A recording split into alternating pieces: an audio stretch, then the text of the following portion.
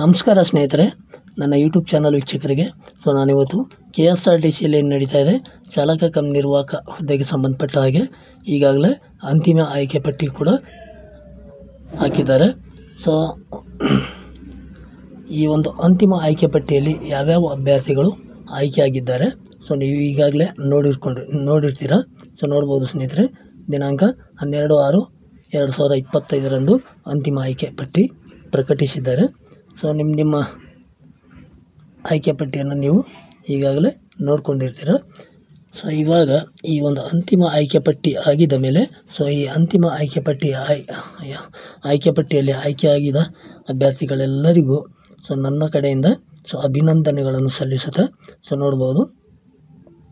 ಈ ಆಯ್ಕೆ ಪಟ್ಟಿಯಲ್ಲಿ ಆಯ್ಕೆಯಾದ ಅಭ್ಯರ್ಥಿಗಳಿಗೆ ದಿನಾಂಕ 16ರಿಂದ ಅಂದರೆ ದಿನಾಂಕ 16/6/2025 ಸೋಮವಾರದಿಂದ ಗುರುವಾರದವರೆಗೆ ಅಂದರೆ ದಿನಾಂಕ 19/6/2025 ಕೌನ್ಸ್ಲಿಂಗ್ ಕರೆದಿದ್ದಾರೆ ಸ್ನೇಹಿತರೆ. ನಾನು ಹಿಂದಿನ ಒಂದು ವಿಡಿಯೋದಲ್ಲಿ ಹೇಳಿದ್ದೆ, ಕೌನ್ಸ್ಲಿಂಗ್ ಕರೀತಾರೆ, ನೆಕ್ಸ್ಟ್ ಕೌನ್ಸ್ಲಿಂಗ್ ಆಗಿದ ಮೇಲೆ ಮುಂದಿನ ಪ್ರೊಸೆಸ್ ಏನೇನು ಅಂತಕ್ಕಂಥ ಮಾಹಿತಿ ನಿಮಗೆ ಈಗಾಗಲೇ ನಾನು ಹೇಳಿದ್ದೀನಿ. ನೋಡ್ಬೋದು ಸ್ನೇಹಿತರೆ, ಮುಖ್ಯವಾಗಿ KSRTC ಹಾಗೂ ವಾಯುವ್ಯ ಕರ್ನಾಟಕ ಎರಡೂ ಕಡೆ ಆಯ್ಕೆಯಾದ ಅಭ್ಯರ್ಥಿಗಳು ಏನು ಮಾಡಬೇಕು ಅಂತಂದರೆ, ನೀವು ಯಾವುದಾದ್ರೂ ಒಂದು ನಿಮ್ಮ ಇಷ್ಟದ, ನಿಮಗೆ ವಾಯುವ್ಯ ಕರ್ನಾಟಕ ಇಷ್ಟ ಇದ್ದರೆ ಅದು ಆಯ್ಕೆ ಮಾಡ್ಕೊಳ್ಳಿ, KSRTC ಇಷ್ಟ ಇದ್ದರೆ KSRTC ಆಯ್ಕೆ ಮಾಡ್ಕೊಳ್ಳಿ. ಆದರೆ ನೀವು ಒಂದು ಕಡೆ ನೀವು ಡ್ಯೂಟಿ ಜಾಯಿನ್ ಆಗಿದ ಮೇಲೆ ಅಥವಾ ಕೌನ್ಸ್ಲಿಂಗಿಗೆ ಹೋಗಿದ್ದಾಗ ನಿಮಗಿದು ಯಾವುದು ಇಷ್ಟ ಇರಲ್ವೋ ಆ ಒಂದು ಕಚೇರಿಗೆ ಹೋಗಿ ನೀವು ಕೌನ್ಸ್ಲಿಂಗ್ ಕರೆದಾಗ ನಾನು ಆ ಕಡೆ ಆಯ್ಕೆಯಾಗಿದ್ದೀನಿ, ಈ ಒಂದು ಇಲಾಖೆಗೆ ಈ ಕಡೆ ನಾನು ಬರೋದಿಲ್ಲ ಅಂಥೇಳಿ ನೀವು ರೈಟಿಂಗಲ್ಲಿ ಬರೆದು ಕೊಟ್ಟರೆ ಒಳ್ಳೆಯದು ಸ್ನೇಹಿತರೆ. ಯಾಕಂದರೆ ನಿಮ್ಮ ಹಿಂದೆ ಬಹಳಷ್ಟು ಅಭ್ಯರ್ಥಿಗಳು ಕಾಯ್ತಾ ಇದ್ದಾರೆ, ಅರ್ಧ ಮಾರ್ಕ್ಸಿಂದ ಡೇಟ್ ಮಿಸ್ ಆದರು. ಹೀಗೆ ಅವರಿಗೆ ಸ್ವಲ್ಪ ಬೇಗ ಅನುಕೂಲ ಆಗುತ್ತೆ. ನೀವು ಬರೆದು ಕೊಟ್ಟರೆ ಆದಷ್ಟು ಬೇಗ ಸೆಕೆಂಡ್ ಲಿಸ್ಟ್ ಕರೆದ್ಬಿಟ್ಟು ನಿಮ್ಮ ಹಿಂದಿನ ಅಭ್ಯರ್ಥಿಗಳಿಗೆ ಅನುಕೂಲ ಆಗುತ್ತೆ. ಹೀಗೆ ಒಬ್ಬರು ಸ್ನೇಹಿತರು ಕೂಡ ನನಗೆ ಕಮೆಂಟ್ ಮಾಡಿದರು. ನೋಡ್ಬೋದು ನೀವು ಇಲ್ಲಿ ನೋಡ್ಬೋದು ಸ್ನೇಹಿತರೆ, ಭೀಮಪ್ಪ ಮೇತಿ ಅಂತಕ್ಕಂಥ ಅಭ್ಯರ್ಥಿ ನೋಡಿ, ಅವರು ಕಮೆಂಟಲ್ಲಿ ಕೇಳಿದ್ದಾರೆ, ಎಲ್ಲ ನನ್ನ ಪ್ರೀತಿಯ ಬ್ರದರ್ಸ್, ನಿಮ್ಮಲ್ಲಿ ಒಂದು ಮನವಿ, ಎರಡೂ ಕಡೆ ಸೆಲೆಕ್ಷನ್ ಆದವರು ನಿಮಗೆ ಇಷ್ಟವಾದ NW KSRTC ಆರ್ KSRTC ಒಂದಕ್ಕೆ ಮಾತ್ರ ಜಾಯಿನ್ ಆಗಿ, ಇನ್ನೊಂದು ಕಡೆಗೆ ಕೌನ್ಸ್ಲಿಂಗ್ ಮುಂದೆ ಹೋಗಿ ನಮಗೆ ಈ ಕೆಲಸ ಬೇಡವೆಂದು ಹೇಳಿ. ಇದರಿಂದ ಎಷ್ಟೋ ಬಡ ಡ್ರೈವರ್ಸ್ ಮರು ಜೀವನ ಸಿಗುತ್ತೆ ಅಂತಕ್ಕಂಥ ಮಾಹಿತಿ ಕೂಡ ಅವರು ಕೂಡ ಹೇಳಿದ್ದಾರೆ. ನಮ್ಮ ಕಡೆಯಿಂದ ಕೂಡ ನಾನು ನಿಮಗೆ ಹೇಳ್ತಾ ಇದ್ದೀನಿ ಸ್ನೇಹಿತರೆ. ಮುಂದುವರೆದು ನೋಡೋಣ ಕೌನ್ಸ್ಲಿಂಗ್ ಯಾವ ಡೇಟ್ ಇದೆ ಅಂಥೇಳಿ ನಿಮಗೆ ಗೊತ್ತಾಗುತ್ತೆ ನೋಡಿ.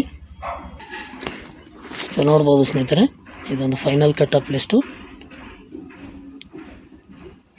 ಈ ಒಂದು ಕಟ್ ಆಫ್ ಲಿಸ್ಟಲ್ಲಿ ಈ ಒಂದು ಆಯ್ಕೆ ಪಟ್ಟಿಯಲ್ಲಿ ಅಂತಿಮ ಆಯ್ಕೆ ಪಟ್ಟಿಯಲ್ಲಿ ಯಾರ್ಯಾರು ಆಯ್ಕೆ ಆಗಿದ್ದಾರೋ ಅವರೆಲ್ಲ ನೋಡ್ಕೋಬೋದು ಸ್ನೇಹಿತರೆ.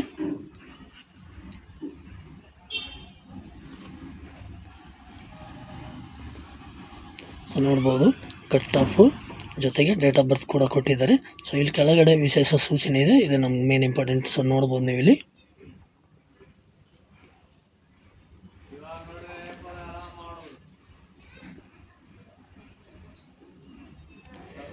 ನೋಡ್ಬೋದು ಸ್ನೇಹಿತರೆ, ವಿಶೇಷ ಸೂಚನೆ, ಅಂತಿಮ ಆಯ್ಕೆ ಪಟ್ಟಿಯಲ್ಲಿ ಸ್ಥಾನ ಪಡೆದ ಅಭ್ಯರ್ಥಿಗಳಿಗೆ ದಿನಾಂಕ 16/6/2025 19/6/2025 ಅಂದರೆ ದಿನಾಂಕ 16, 17, 18, 19 ಟೋಟಲ್ 4 ದಿನ ಆಗುತ್ತೆ ಸ್ನೇಹಿತರೆ.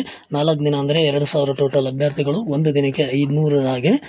ನೀವು ನೋಡ್ಬೋದು, ಒಂದು ದಿನಕ್ಕೆ 500 ಅಂತಂದರೆ ನೋಡ್ಬೋದು ಸ್ನೇಹಿತರೆ, ಸೀರಿಯಲ್ ನಂಬರ್ 1ರಿಂದ 500ರವರೆಗೆ ಏನಿದ್ದಾರೆ ಅಭ್ಯರ್ಥಿಗಳು, ಸೀರಿಯಲ್ ನಂಬರ್ 1ರಿಂದ 500ರವರೆಗೆ ಇದ್ದಾರೆ ಅಭ್ಯರ್ಥಿಗಳು. ದಿನಾಂಕ 16/6/2025 ಇರುತ್ತೆ ಸ್ನೇಹಿತರೆ. ನೆಕ್ಸ್ಟ್ ನೋಡೋದಾದರೆ 17ನೇ ತಾರೀಕಿಗೆ ಸೀರಿಯಲ್ ನಂಬರ್ 501ರಿಂದ 1000ರವರೆಗೆ 17ನೇ ತಾರೀಕಿಗೆ ಇರುತ್ತೆ ಸ್ನೇಹಿತರೆ. ಸೊ ನೆಕ್ಸ್ಟ್ ನೋಡೋದಾದರೆ 18ನೇ ತಾರೀಕಿಗೆ ಸೀರಿಯಲ್ ನಂಬರ್ 1001ರಿಂದ 1500ವರೆಗೆ 18ನೇ ತಾರೀಕಿಗೆ ಇರುತ್ತೆ ಸ್ನೇಹಿತರೆ. ಸೊ 19ನೇ ತಾರೀಕಿಗೆ 1501ರಿಂದ 2000ವರೆಗೆ 19ನೇ ತಾರೀಕಿಗೆ ಇರುತ್ತೆ ಸ್ನೇಹಿತರೆ. ಸೊ ನೋಡ್ಬೋದು ಇಷ್ಟೆಲ್ಲ ಈ ಒಂದು ಕೌನ್ಸ್ಲಿಂಗಲ್ಲಿ ನಿಮಗೆ ಡಿವಿಷನ್ ಅಲರ್ಟ್ ಮಾಡ್ತಾರೆ ಸ್ನೇಹಿತರೆ. ಡಿವಿಷನ್ ಅಂದರೆ ನಿಮಗೆಲ್ಲ ಗೊತ್ತಿರುವ ಹಾಗೆ ಡಿಸ್ಟಿಕ್ ಏನಿರ್ತಲ್ಲ, ಒಂದೊಂದು ಡಿಸ್ಟಿಕ್ ಏನಿರುತ್ತೆ ಸೊ ಅದು ಒಂದು ಡಿವಿಷನ್ ಇರುತ್ತೆ. ಕೆಲವೊಂದು 2 ಡಿಸ್ಟಿಕ್ ಸೇರಿನೂ ಇರ್ಬೋದು. ಸೊ ನೋಡ್ಬೋದು ನೀವು ಈ ಒಂದೊಂದು ಡಿಸ್ಟಿಕ್ ಅಥವಾ ಒಂದು ಡಿಸ್ಟಿಕಲ್ಲಿ 2 ಡಿವಿಷನ್ ಕೂಡ ಇದೆ ಸ್ನೇಹಿತರೆ. ಸೊ ಈ ಒಂದು ಡಿವಿಷನ್ ಅಲರ್ಟ್ ಆಗಿದ್ಮೇಲೆ ನಿಮಗೆ ಆರ್ಡರ್ ಕಾಪಿ ಕೂಡ ಕೊಡ್ತಾರೆ. ಆಮೇಲೆ ಜೊತೆಗೆ ಮೆಡಿಕಲ್ ಸರ್ಟಿಫಿಕೇಟ್ ಮಾಡಿಸ್ಕೊಂಬರೋಕ್ಕೆ ನಿಮಗೆ ಅಲ್ಲೇ ಸೂಚಿಸ್ತಾರೆ.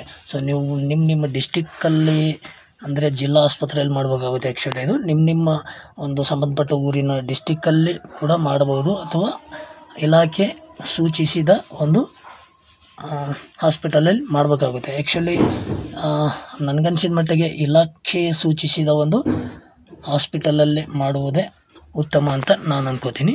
ಸೊ ಯಾಕಂದರೆ ತಿರ್ಗಾ ನೀವು ಅಲ್ಲಿ ಅದು ಮಾಡ್ಕೊಂಡು ಬಂದಿರಿ ಇದು ಮಾಡ್ಕೊಂಡು ಬಂದಿರಿ ಅಂತಕ್ಕಂಥ ಮಾಹಿತಿಗಳು ಇದಾಗ್ತವೆ. ಅದಕ್ಕೋಸ್ಕರ ಅವರು ಒಂದು ಸೂಚಿಸಿದ ಒಂದು ಹಾಸ್ಪಿಟಲಲ್ಲಿ ಮಾಡ್ಕೊಳ್ಳೋದು ಒಳ್ಳೆಯದು. ಸೊ ಅದು ಎಲ್ಲ ನೀವು ಮೆಡಿಕಲ್ ಮಾಡಿಕೊಂಡು ಆರ್ಡರ್ ಕಾಪಿ ಮುಂಚೆ ಕೊಟ್ಟಿರ್ತಾರಲ್ಲ ಕೌನ್ಸಿಲಿಂಗ್ ಹೋಗಿದಾಗ, ಮೆಡಿಕಲ್ ಮಾಡಿಕೊಂಡು ತಿರ್ಗಾ ಮತ್ತೆ ನೀವು ಹೆಡ್ ಆಫೀಸಲ್ಲಿ ಅದನ್ನು ಸಬ್ಮಿಟ್ ಮಾಡಬೇಕಾಗುತ್ತೆ.